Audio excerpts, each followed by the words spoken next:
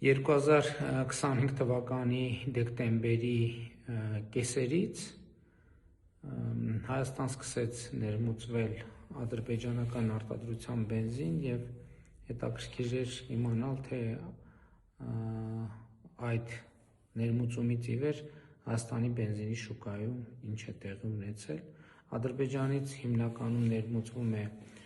պրեմիում տեսակի բենզին և այսօրվա դրությամբ Հայաստանի Հանրապետությունում պրեմիում տեսակի բենզինի նվազագույն գինը, այսինքն որ շուկայում հնարավոր է ձեռք բերել, նվազել է 15%-ով և նախկին 510 դրամի փոխարեն 1 լիտրի դիմաց այսօր արդեն 430 դրամ է։ Իդեպ 2 օր առաջ արդեն Ադրբեջանից Հայաստան են ներմուծվել նաև դիզվառելիք և դիզվառելիքի գինը արդեն այս ընթացքում նվազել է, նվազագույն գինը շուկայում նվազել է 2%-ով,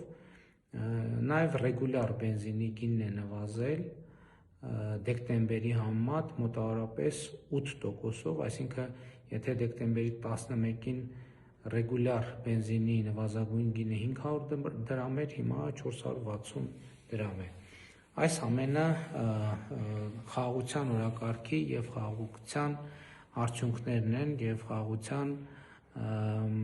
օգուտները, ինչպես ընդունված է ասել։ Իհարկե պետք է նաև ընդունել, որ այս ընթացքում Ադրբեջանում էլ, Հայաստանում էլ քննադատություն կա։ Հայաստանում ասում են, որ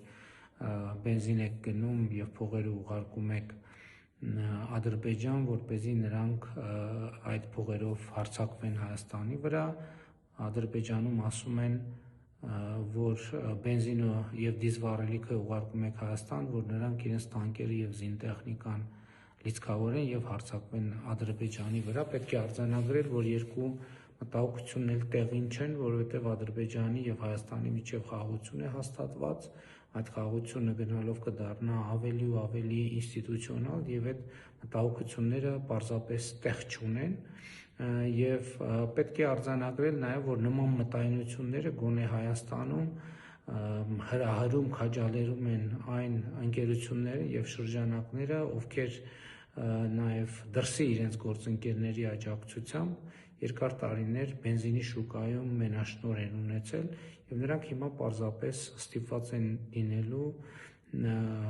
իջեցնել գները, ինչից տուժելու են, ենթադրում եմ, այդ մոնոպոլիաները, որոնք փաստացի և վերջնականապես վերանալու են և օգտվելու են Հայաստանի Հանրապետության քաղաքացիները և սա խաղաղություն է և մենք պետք է